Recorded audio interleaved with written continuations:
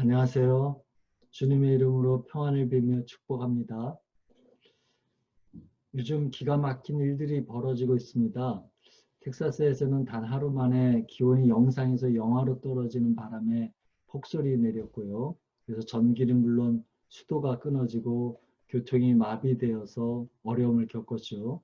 동남아시아 지역에서는 지금 미얀마에서 군부 쿠데타가 일어나서 많은 사람들이 총살을 당하고 있습니다. 이처럼 기가 막힌 일들은 우리가 전혀 기대하지 못한 것이잖아요. 그러니 그 피해나 어려움은 정말 이루 말할 수가 없지요. 이렇게 놀라운 일을 겪는 사람들의 그 공통적인 반응이 있다면 그것은 아픔과 상실 때문에 할 말을 잃게 되고요. 눈물을 흘리는 것이라고 할 수 있겠습니다. 오늘 우리가 읽은 말씀 3절에 보면 에스라 선지자가 이러고 있죠. 바벨론 포로살레에서 돌아온 그 이스라엘 백성들이 글쎄 옛날 조상들이 그랬던 것처럼 이방 사람들과 서슴지 않고 결혼하고 있다는 그 소리를 듣게 된 것이죠. 그래서 너무 기가 막혀서 주저앉고 말았죠. 뭐 요즘이야 외국 사람하고 결혼하고 또 그 사람들하고 물건을 사고 파는 게 뭐 그렇게 놀랄 일이냐 이런 생각을 하게 할 수 있겠지만 에스라 선지자가 살던 그때 당시에는 그렇지가 않았죠. 어, 이방 사람하고 혼인을 하게 되면 무슨 문제가 생기냐면 우상 숭배에 빠질 그런 유혹이 있죠. 게다가 거룩한 자손인 이스라엘이 혈연적으로 이방 민족과 섞이게 되는 것이죠. 이것은 율법으로도 금지하는 일이었잖아요. 일반 백성들도 이렇게 해서는 안 되는데 글쎄 백성의 지도자격인 레위 사람들, 제사장들이 앞장서서 이랬다는 그 사실에 에스라는 분노했고 너무 놀랐고 할 말을 잃어버린 것이죠. 이 대목에서 에스라가 왜 이렇게 반응할까 한번 생각해 보십시다. 그 이유는요. 이스라엘 백성이 하나님의 말씀을 듣지 않은 까닭에 바벨론으로 포로로 끌려갔잖아요. 그런데 하나님께서 그 바벨론 왕과 페르시아 왕을 감동시켜서 이제 그 사람들의 도움을 입어서 예루살렘에 돌아와서 다시 성전을 짓고 다시 예배를 드리게 되었는데 그런데 이랬던 사람들이 이제 옛날처럼 다시 하나님을 배반하고 살아간다고 한다면 또다시 하나님의 심판을 피할 수 없을 거라는 그 생각이 들자 에스라가 한탄하게 된 것이죠.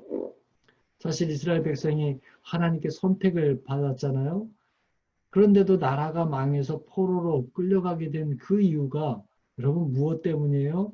물론 당시 세계 최강이었던 바벨론 군대가 예루살렘 성을 포위하고 그들을 공격했기 때문이긴 하지만 그런데 성경은 그것 때문이라고 말하지 않고 이스라엘이 바벨론에 망한 그 이유를 하나님을 반역하고 하나님의 말씀을 우습게 여겼기 때문이라고 말한다는 거예요.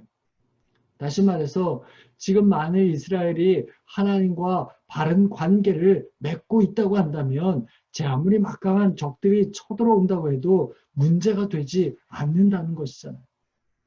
열왕기하 6장 16절은 이렇게 말하잖아요. 두려워하지 말라. 우리와 함께한 자가 저와 함께한 자보다 많다. 그럼 이 시점에서 오늘 우리가 넘어지는 이유는 무엇인지 한번 생각해 보십시다. 혹시 함께 하시는 하나님을 우리 삶에서 떠나시라고 그렇게 밀어낸 건 아닌지요. 우리가 드리는 주일 예배와 6일의 그 삶으로 드리는 예배가 우리 자신을 만족시키긴 하지만 그러나 하나님과는 전혀 연결되지 않은 것 때문이 아니냐는 그런 생각을 한번 해보십시다. 그리고 이제 정신을 차리시고 우리 상황이 어떠한지 한번 각자 보십시다. 우리 삶의 모습이 살아계신 하나님과 연결되지 않는다고 한다면 우리가 드리는 예배가 우리가 드리는 기도와 찬송이 우리가 드리는 헌금과 섬김이 살아계신 하나님과는 아무런 연관이 없다고 한다면 그것이야말로 정말 기가 막혀서 탄식해야 할 그 일이 아니겠어요? 보십시오. 하나님의 성전 짓는 일을 자신들의 삶의 최우선으로 여겨서 고향 땅 예루살렘에 돌아와 성전을 세웠던 그 사람들이요. 그렇게 믿음이 좋았던 그 사람들이 옛날 조상들이 저지른 그 죄를 그대로 따라간다는 거잖아요. 여러분, 제 아무리 성전을 크게 다시 짓고요. 하나님의 백성으로 지금 산다고 해도 하나님이 싫어하시는 걸 행해서 그래서 하나님이 함께 하시지 않는다면 무슨 소용이 있냐 말이죠. 에스라가 이걸 생각하니까 황당하고 가슴이 답답했던 거예요. 그래서 무릎을 꿇고 하나님께 두 손을 들었잖아요. 6절에 나의 하나님 내가 부끄럽고 낯이 뜨거워서 감히 나의 하나님을 향하여 얼굴을 들지 못하오니 이는 우리 죄악이 정수리에 넘치고 우리 허물이 커서 하늘에 미침이니이다. 그 죄가 얼마나 컸던지 하늘까지 닿았다잖아요. 에스라 선지자가 이렇게 하는 이유는요. 이스라엘이 어떻게든지 다시 하나님의 거룩하심을 회복하지 않고서는 살 수가 없기 때문임을 알았기 때문이잖아요. 그래서 그 일에 에스라가 자신의 마음을 쏟은 것이죠. 오늘 저와 여러분의 마음은 어디에 두고 있는지요? 오늘 우리들의 관심은 어디를 향하고 있습니까? 하나님의 거룩함을 유지하며 사는 것보다는 하나님께서 주신 복으로 잘 먹고 잘 되고 잘 사는 것에 마음을 쏟고 있지는 않은지요. 도대체 그게 뭐가 문제냐? 의문을 가질 수 있죠. 하지만 그게 문제가 되는 이유는요. 오직 내 가족의 행복과 만족에만 신경을 쓰기 때문이죠. 그런데 오늘 에스라를 보세요. 에스라와 함께 하나님께 두 손 들었던 사람들을 보세요. 그들은 그러지 않았잖아요.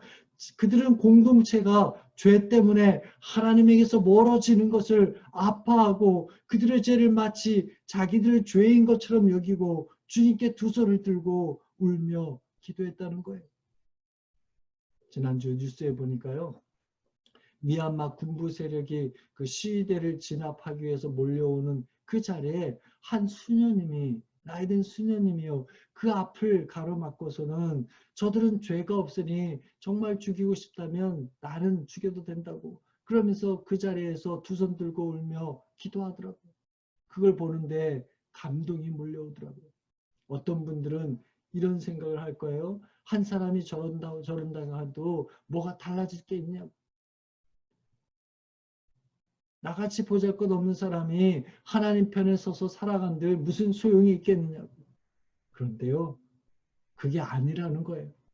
예수님 당시에 떠돌던 속담 중에 이런 게 있어요. 나사렛에서 무슨 선한 게 나올 수 있겠느냐. 사람들은 나사렛 촌동네에서 무슨 일이 일어나겠냐며 우습게 여겼죠. 그런데 하나님은 어떻게 하셔요? 그렇게 깔보던 나사렛에서 온 세상에 구세주가 나오게 하셨잖아요. 무슨 말이냐면요. 정말 연약한 나라도 정말 허물 많은 나라도 하나님의 거룩함을 지키고자 이 시간 하나님께 손을 들면 하나님께서 역사하시는 통로로 쓰이게 된다는 거예요. 지금 우리가 가진 아픔이 얼마나 크든지 우리 현실이 얼마나 어렵든지 간에 우리가 지금 있는 곳에서 하나님의 거룩함을 잃어버린 그 모습을 안타까워하고 주님께 두 손을 든다면 하나님께 두 손 든 저와 여러분을 통해서 그곳은 달라지게 될 것이고 막혔던 기가 열려 기똥찬 삶이 열리게 되는 줄 믿으시기 바랍니다. 물론 세상은요. 거룩함을 지키고 살아가려는 우리를 방해하겠죠. 사탄의 세력은 우리를 그냥 두지 않고 어떻게든 넘어뜨리려 하겠죠. 기막힌 일을 통해서 우리를 실망하게 만들고 절망으로 몰아넣고 좌절로 하게 만들고 불평하게 만들고요. 하나님을 원망하며 살게 만들 거예요. 그런데요, 그런 방해 세력에 맞서서 우리가 거룩함을 지키고자 그런 기막힌 일을 만나더라도 하나님께 속해 있기만 한다면요, 하나님께서 역사하시는 줄 믿으시기 바랍니다. 우리가 세상에서 살면서 세상 사람과 다를 바 없잖아요. 그런데요, 우리는요 달라요. 우리가 누군지 베드로전서 2장 9절은 이렇게 말했잖아요. 여러분은 택하심을 받은 족속이요 왕과 같은 제사장들이요 거룩한 민족이요 하나님의 소유가 된 백성이라. 이러니 우리가 거룩함을 지키고 살려면요, 광야 생활을 했던 이스라엘 백성들이 매일 하나님께서 주신 만나를 먹고 살았던 것처럼요, 날마다 하나님의 거룩함을 먹어야 하죠. 날마다 하나님의 말씀을 읽고 그 말씀을 기억하며 흥얼대며 지내야 합니다. 제가 최근에 한 방송에서요, 트로트 하는 것을 보았거든요. 근데 그 노랫가락이 사라지지 않고 제 머리에 계속 이렇게 맴도는 거예요. 그것처럼 우리 가슴에, 우리 마음에, 우리 머릿속에요, 주님의 말씀이 떠올려지려면요, 날마다 주님의 노래를 부르고 날마다 주님을 찾아야 하겠죠. 마치 금을 찾는 것처럼, 마치 은을 찾는 것처럼 주님을 생각하고 찾는 것이죠. 우리가 이렇게 한다면 어떤 힘든 일을 만날 때든지, 어떤 기막힌 일을 만날 때든지, 또 우리가 평안할 때에도 주님의 거룩함이 우리 삶에 흘러넘쳐서요, 우리는 거룩함을 지키며 살게 될 것입니다. 물론 여기서 우리가 알아야 될 불편한 진실이 있는데요. 그게 뭐냐면 우리가 이렇게 거룩함을 유지하며 살려고 노력한다 해서 우리에게 더러운 생각이나 추한 유혹이 전혀 오지 않는다는 것은 아니라는 거예요. 요즘 우리가 코비드 백신을 접종하고 있잖아요. 백신을 맞았다 해서 바이러스에서 자유로운 게 아니잖아요.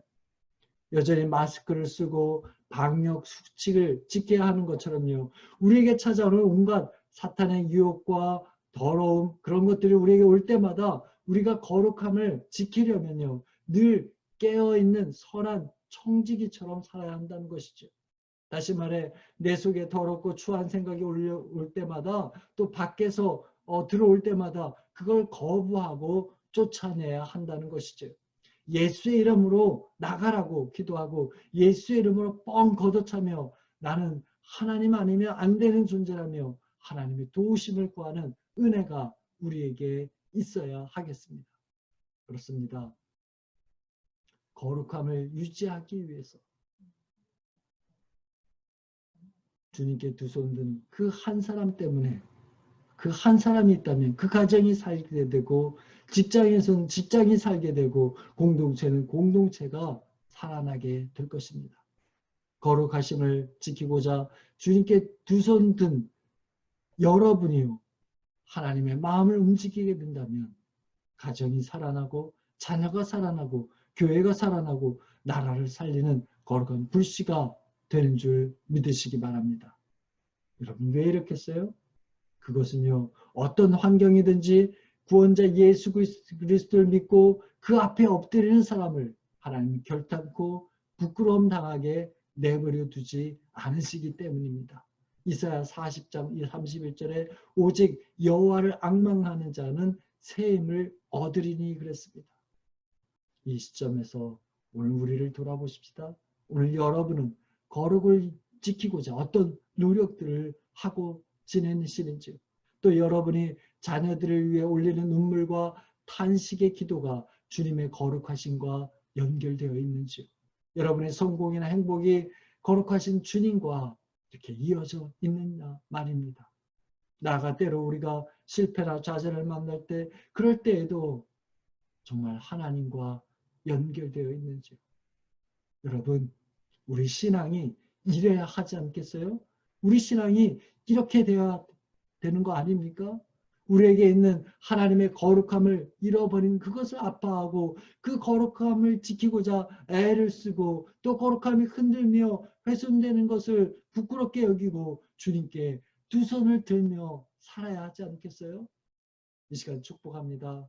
하나님의 거룩한 자녀로 거룩하게 살아가는 것이 방해받고 황당한 일을 당해 기가 막힌 상황을 만났을 때라도 거룩함을 지키고자 주님께 두 손을 들어서요. 거기 그 기막힌 자리가 하나님의 성령이 통하는 자리가 되고 거기 그 시간이 주님이 임재하시는 자리로 변하는 그런 역사를 보고 간증하고 찬송하는 은혜가 있으시길 주님 이름으로 축복합니다.